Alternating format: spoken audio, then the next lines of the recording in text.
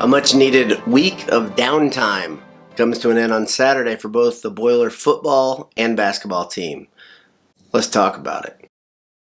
Today's QuickCast is brought to you by Martin Vintage. MartinVintage.com, where if you enter BOILED at checkout, you'll get 20% off. Mom, thanks for watching. As the basketball and football teams have taken a break, we're doing the same thing. There is a rumor, and I can tell you it's substantiated, that there might be a handsome hour coming your way by the end of the week. Stay tuned. Till then, you're going to have to watch this one on repeat and just kind of find all the delicious nuggets of information that are in here.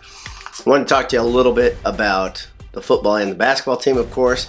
First off, let's talk about basketball. Purdue had a resounding victory versus Chicago State. Didn't surprise anybody. That's a really, really, really bad Chicago State team. Purdue showed that they were much better. Just nothing surprising about it other than the fact that the game was still really, really close as the second half started.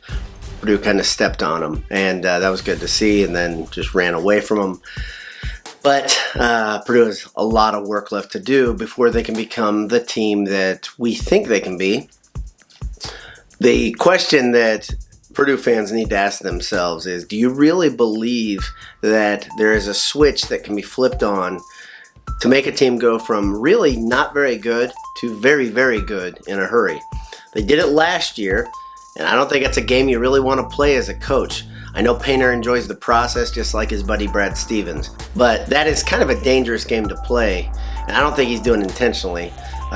Just to have a team come in, have so much work left to be done, just to kind of get better very, very late in the game, meaning, you know, when the conference season starts. Purdue needs to start winning some games. Purdue needs to start gelling. And to do so, I think a couple things need to happen.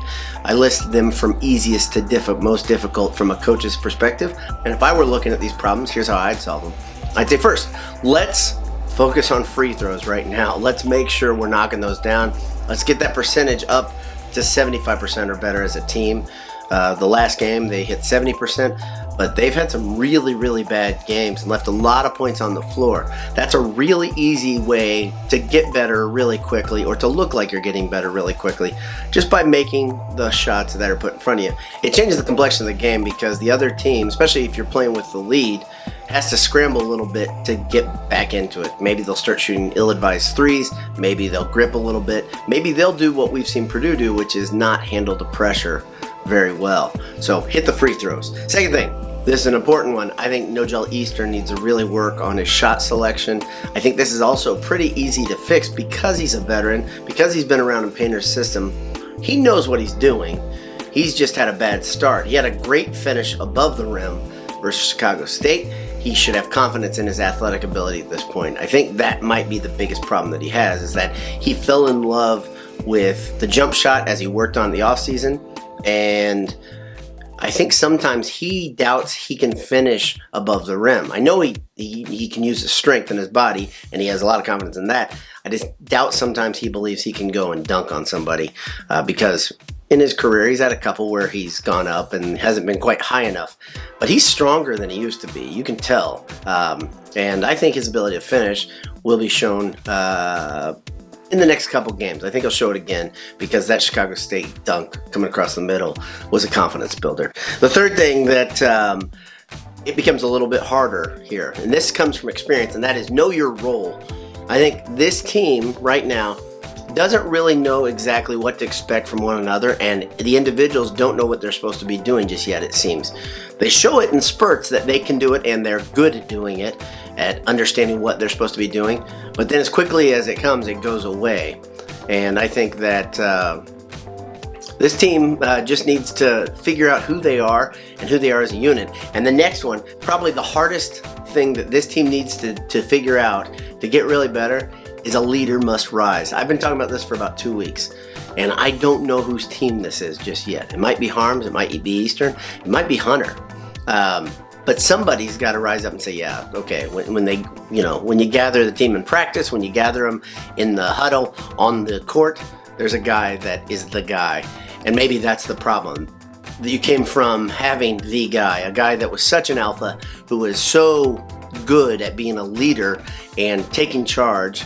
At the same time, didn't take himself too seriously. I think that levity really helped the Purdue team last year.